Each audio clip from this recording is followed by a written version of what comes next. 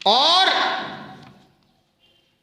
ابو جہل کی قیادت میں کفار کی ساری ٹیم مسجد حرام خانہ کعبہ میں بیٹھی ہوئی ہے اور بڑے پریشان ہیں کہ یہ محمد صلی اللہ علیہ وسلم نے آ کر ہمیں تو چیلنج کر دیا ہے، اس ایک شخص کی وجہ سے ہماری قوم میں، ہماری برادری میں گروپ بندیاں ہو گئی ہیں، ایک نیا دین کھڑا ہو گیا ہے، نیا مذہب کھڑا ہو گیا ہے۔ تو سارے سر جوڑ کے بیٹھے تھے۔ اتنی دیر میں نا عتبہ آیا۔ یہ عتبہ مکہ کا سردار بھی تھا اور بڑا سمجھدار بھی تھا۔ انہوں نے کہا خیر ہو کیوں بیٹھے ہو؟ کہا عتبہ پوچھتے ہو کیوں بیٹھے ہیں؟ دیکھتے نہیں ہو کہ محمد صلی اللہ علیہ وسلم کی وجہ سے کیا معاملہ ہو گیا ہے؟ اس کے ساتھ جا کر کوئی ڈائلاگ کرو، کوئی بات چیت کرو۔ انہوں نے کہا اچھا میں یار مسئلہ حل کر دیتا ہوں، پریشانی دی کیڑی گل ہے؟ تو عتبہ چلا گیا۔ سارے بیٹھے تھے۔ خانہ کعبہ کتنا بڑا ہوگا اس زمانے کے اندر؟ تو حضور ایک کونے میں اپنی تنہا اپنی عبادت میں مشغول تھے۔ تو عتبہ نے جا کر کہا بھتیجے میں تم سے ملنے کے لیے آیا ہوں۔ اللہ کے رسول نے فرمایا ویلکم چچا جی، بات فرمائیے کیا کہنا چاہتے ہیں؟ فرمایا میرے بھتیجے دیکھو تمہاری وجہ سے مکہ کے حالات کتنے خراب ہو گئے، سارا مکہ ایک پیج پہ تھا، ایک دین پہ تھا، اب تم آئے ہو تو کہتے ہو کہ ہم بھی گمراہ ہیں، ہمارے بت بھی گمراہ ہیں، ہمارے آباء و اجداد بھی جہنم میں جائیں گے، تو کوئی درمیانہ راستہ نکال لو۔ دیکھو اگر تمہارا مسئلہ یہ ہے کہ تمہیں پیسہ چاہیے نا تو ہم سارے تمہیں مکہ والے ساری دولت تمہارے قدموں میں ڈھیر کر دیتے ہیں۔ یہ سچا واقعہ ہے، سیرت تمام کتابوں میں لکھا ہے۔ ہم سارے مکہ والے جتنے پیسے آپ چاہتے ہیں کہتے ہیں آپ کے قدموں میں ڈھیر کر دیتے ہیں، اور اگر تم لیڈر شیڈر بننا چاہتے ہو، کوئی سیاست کا شوق ہے تو ہم تجھے مکہ کا میئر بنا دیتے ہیں بلا مقابلہ، سب کا لیڈر تو متفقہ ہوئے گا، لیکن یہ کام چھوڑ دو۔ تیسرا یہ ہے کہ اگر آپ پر کوئی جادو جنات کے اثرات ہیں، معاذ اللہ آپ کو کوئی دورے پڑتے ہیں اور آپ اس طرح کی باتیں کرتے ہیں کہ ہم اور ہمارے آباء و اجداد جہنم میں جائیں گے، تو ہمارے پاس بڑے اچھے اچھے جادوگر علاج کرنے والے، ہم اپنے خرچے پر تمہارا علاج بھی کروا دیتے ہیں۔ آج ہم حضور کا نام لیتے ہیں، درود پڑھتے ہیں، سلام پڑھتے ہیں، ہمیں پتہ ہے حضور کے ساتھ کیا کچھ کیا کفار نے، کتنی مشکل سے یہ دین آیا۔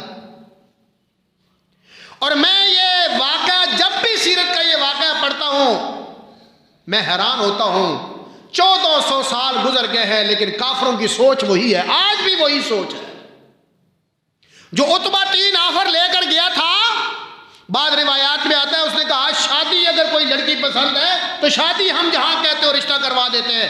آج بھی عالم کفر کی یہی سازش ہے، پیسہ دے کر مسلمانوں کو خریدا جاتا ہے۔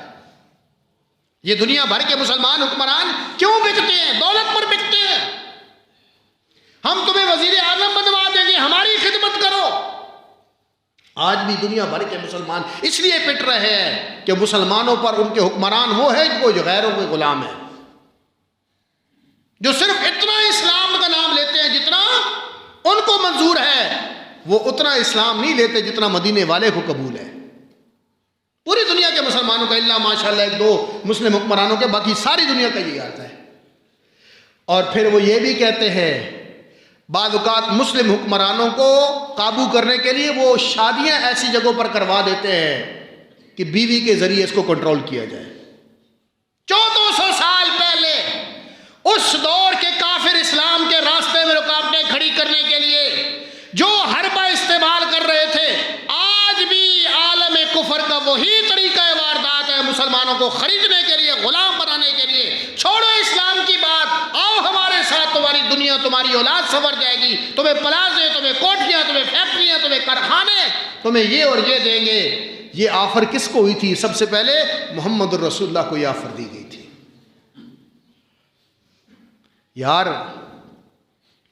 سوچنے کی بات ہے کتنی گھٹیا بات انہوں نے کی تھی کہ تمہیں ہم مکے کا میئر بنا دیتے ہیں۔ یہ جو لوگ ہمیں کہتے ہیں نا کہ سیاست کی بات نہ کریں، آپ دین کو نہیں سمجھتے۔ یہ مکہ والوں کو پتا تھا کہ یہ حضور سیاست ہی کے لیے تو آئے ہیں۔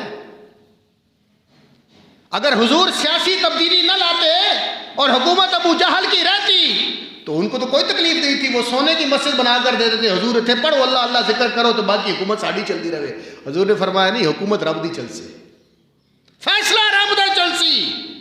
یہی تو جھگڑا تھا، میں آگے چل کے وضاحت کروں گا آپ حضرات کے سامنے۔ دین کو سمجھے، اپنی محبت دین کے دائرے میں لے آئے، اپنی سوچ کو دین کے تابع کریں، دین کو اپنی خواہشات کے تابع نہ لے کر آئے۔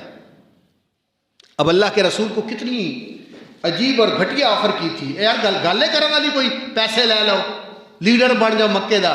وہ تو کائنات کیا، بس دنیا کیا، وہ تو آخرت کے لیڈر بنا کر بھیجے گئے تھے، وہ تو سید الاولین والآخرین تھے۔ اب حضور صلی اللہ علیہ وسلم نے کیا جواب دیا ہوگا؟ کتنی گھٹیا بات کی ہے، لیکن حضور کا جواب قرآن ہے، حضور کا جواب قرآن ہے۔ فرمایا چچا تو نے اپنی بات پوری کر لی ہے؟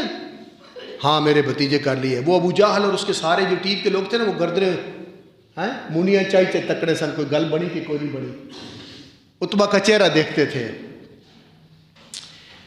اللہ کے رسول صلی اللہ علیہ وسلم نے فرمایا چچا بات ہو گئی؟ کہا ہاں۔ فرمایا میرا جواب سننا چاہتے ہو؟ ہاں بیٹا کوئی اچھا سا جواب دے دو تاکہ کوئی میری بھی عزت رہ جائے۔ فرمایا سنو پھر۔ فرمایا اعوذ باللہ من الشیطان الرجیم، بسم اللہ الرحمن الرحیم، حامیم تنزیل من الرحمن الرحیم۔ تم مجھے خریدنا چاہتے ہو، یہ معاملہ میرا نہیں، خالق کائنات کا ہے۔ مجھ سے سودے بازی کرنے والوں، رب العالمین کے ساتھ اپنے معاملات ٹھیک کر دو، میری اور تمہاری لڑائی ختم ہو جائے گی، جھگڑا ختم ہو جائے گا۔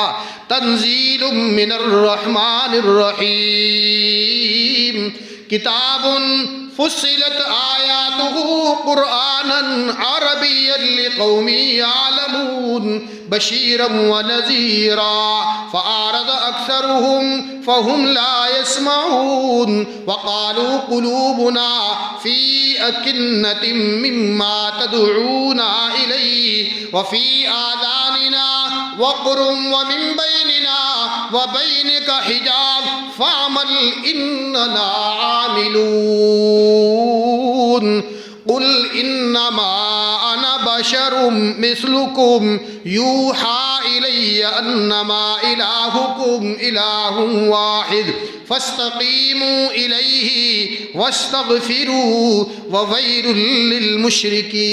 للمشرکین۔ رحمت عالم صلی اللہ علیہ وسلم نے قرآن سورہ حامیم سجدہ کی آیات تلاوت کی۔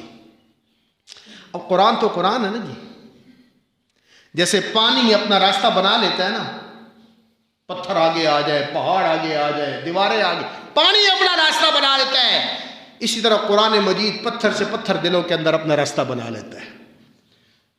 جب حضور پڑھتے پڑھتے اسی سورت کی آیات آگے آتی ہے، فَإِنْ أَعْرَضُوا فَقُلْ أَنذَرْتُكُمْ صَاعِقَةً مِثْلَ صَاعِقَةِ عَادٍ وَثَمُودَ، میرے پیغمبر ان سے کہو باز آ جاؤ، میرے پیغمبر کی توہین اور گستاخیاں اور سودے بازیاں، نبوت کے ساتھ سودے بازیاں کرنے سے اگر باز نہ آئے تو تمہارا انجام وہی ہوگا جو قوم سمود اور قوم عاد کا ہو چکا ہے۔ تو کہتے ہیں عتبہ نے حضور دے منہ تے ہاتھ رکھ دیتا، او بس بس بھتیجا آگے کچھ نہ کہنا، انہیں پتہ تھا آگے کیا ہونے والا ہے، ہاتھ رکھ دیتا۔ فرمایا چچا جواب سن لیے، چلا گیا۔ اب ابو جہل اور اس کی ٹیم ساری کہتی ہے کہ یار آج کوئی ماجرا حل ہو جائے گا اور یہ جو نیا مسئلہ کھڑا ہو گیا نا مکے میں لا الہ الا اللہ والا، یہ ختم ہو جائے گا یا کوئی درمیانہ راستہ نکل آئے گا۔ تو سب کہتے ہیں یار یہ جو چہرہ لے کر گیا تھا وہ چہرہ نہیں ہے، لگتا گل دال نہیں گلی عتبہ دیوی، لگتا ہے یہ تو خود متاثر ہو کر آ رہا ہے۔ یار آج کوئی اچھا قاری عالم قرآن پڑھے نا تو ہمارے دل کی تاریں ہل جاتی ہے، اور جب محمد رسول اللہ قرآن پڑھ رہے ہو تو وہاں کیا عالم ہوتا ہوگا جن پر قرآن اترا تھا۔ تصور کریں نا جی، آج ہم اگر اچھا قرآن پڑھتے ہیں ہمارے دل کی تاریں ہل جاتی ہیں۔ جب امام الانبیاء خود قرآن پڑھ رہے ہو، صاحب قرآن جن پر قرآن اترا ہے، تو کیا سوز ہوگا، کیا انداز ہوگا اور کیا اس کی تاثیر ہوگی جو دلوں پہ طاری ہوتی ہوگی۔ تو پتہ عتبہ نے آ کر کیا کہا تھا؟ انہوں نے کہا او مکہ والے چھوڑ دو، انہیں چھوڑ دو، ساڑی برادری دا ہی بندہ ہے نا، ملکہ ملککم وعزہ عزکم واسعد الناس، اگر یہ کامیاب ہو گیا تو اس کی حکومت تمہاری حکومت ہوگی، اس کا اقتدار تمہارا اقتدار ہوگا، اور اگر یہ تمہارا بھائی بھتیجا کامیاب ہو گیا وَكُنْتُمْ أَسْعَدُ النَّاسِ، تو دنیا میں تمہاری عزت ہوگی کہ تمہاری برادری کا بندہ دنیا میں لیڈر بن گیا ہے۔